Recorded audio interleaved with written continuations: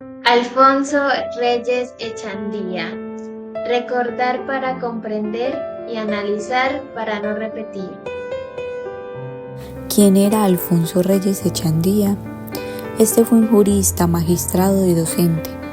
Además, fue también presidente de la Corte Suprema de Justicia de Colombia.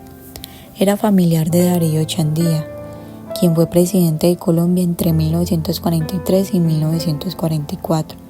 Perdió la vida durante la toma del Palacio de Justicia, luego de que este fuera tomado por el grupo guerrillero M-19. Nació el 14 de julio de 1932 en Chaparral, Tolima, hijo de Francisco Echandía y Carmen Reyes. Desde que era niño trabajó en diferentes partes. Fue mensajero de un médico, vendedor de tiquetes, despachador de la flota Chaparral y ayudante en una ebanistería. Cursó estudios en el Colegio Nacional Manuel Murillo Toro y luego en el Instituto General Santander de Honda, Tolima, aunque terminó el bachillerato en el Colegio Carlos Hidalgo de Anolaima, Cundinamarca. Posteriormente se dedicó a la docencia. Más adelante se trasladó a Bogotá para estudiar Derecho en la Universidad Externado de Colombia, donde se destacó por su excelente desempeño académico y obtuvo una beca. En 1960 viajó a Roma para realizar una especialización en Derecho Penal. Posteriormente, luego de su especialización en Roma, al regresar a Colombia, Reyes se convirtió en profesor de la Universidad Externado y fundó la Revista de Derecho Penal, la primera publicación especializada en esa rama del derecho. Reyes fue quien introdujo en Colombia la dogmática jurídica y además creó y dirigió el Instituto de Ciencias Políticas del Externado.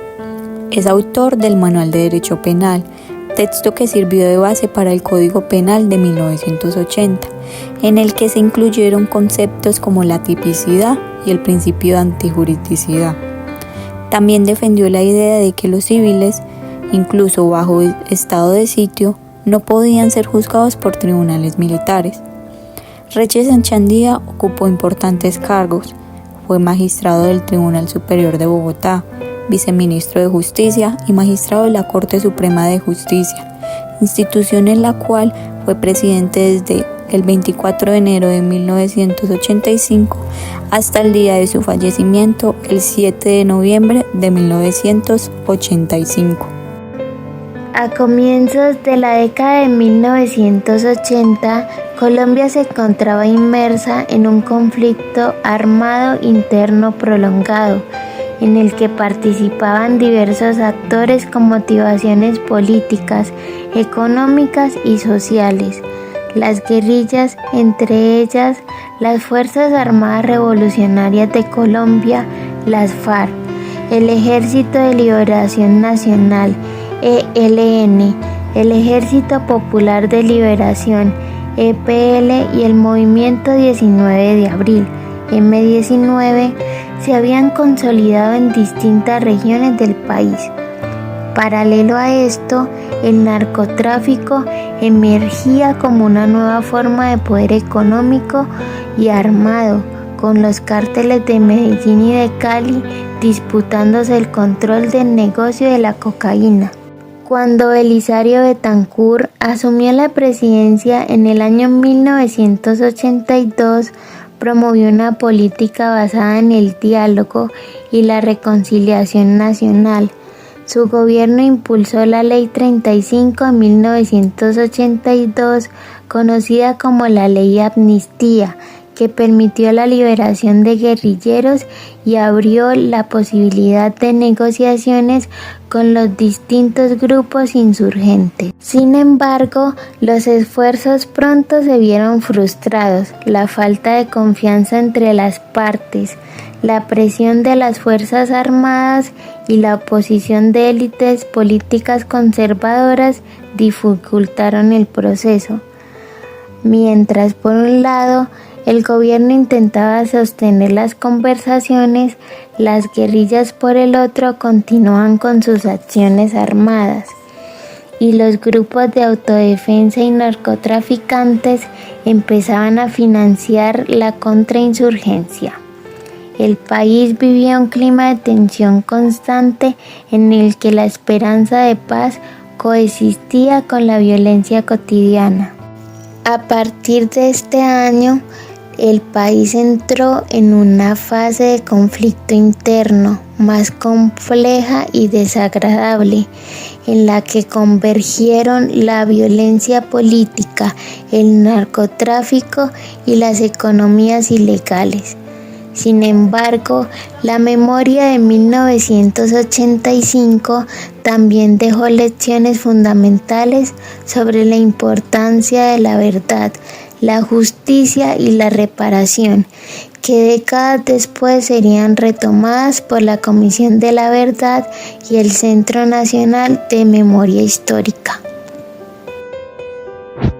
El 6 de noviembre de 1985, cuando el M-19 tomó por la fuerza el Palacio de Justicia, Alfonso Reyes Echandía, presidente de la Corte Suprema, quedó atrapado dentro del edificio junto a otros magistrados y funcionarios. Durante las horas más críticas, Reyes Echandía se comunicó por radio y teléfono con las autoridades, suplicando que cesara la ofensiva militar porque estaba poniendo en riesgo la vida de todos los rehenes. Sus llamados fueron desesperados, pidiendo que se detuviera el fuego y que permitiera una salida negociada. Aún así, los enfrentamientos continuaron con gran intensidad. En medio del caos, del humo y del incendio que consumió parte del edificio, Reyes Echandía y varios de sus compañeros magistrados perdieron la vida. Aquí va un dato curioso sobre este suceso. Aquel día, Reyes Echandía no estaba programado para asistir al Palacio de Justicia. De hecho, él normalmente los miércoles no iba. Pero por ciertas situaciones extraordinarias, el magistrado iba a asistir ese día. Y de hecho, una de las primeras personas que supo de este suceso, de que estaba como rehén en el Palacio de Justicia, fue su hijo, Yesid Echandía. Su muerte se convirtió en un símbolo del costo que tuvo este episodio para la justicia colombiana y en un recordatorio del valor y la dignidad con la que enfrentó sus últimas horas de vida, tratando de proteger a quienes estaban bajo su responsabilidad. Soy Alfonso Reyes Echandía, presidente de la Corte Suprema de Justicia. ¿Cómo está la situación, doctor Reyes? Mal, necesitamos dramática y urgentemente que cese el fuego por parte de las autoridades. Estamos rodeados del M-19 en varios pisos, en el cuarto piso.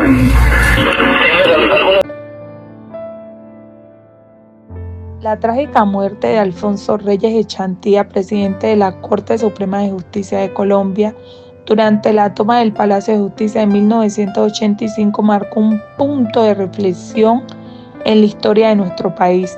Su liderazgo y compromiso con la justicia y la democracia siguen siendo un ejemplo a seguir.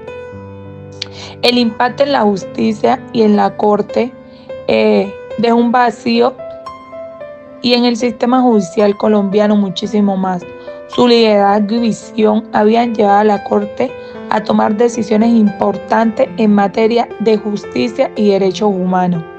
La toma del Palacio de Justicia también puso en evidencia la vulnerabilidad de las instituciones judiciales y la necesidad de proteger los jueces y magistrados.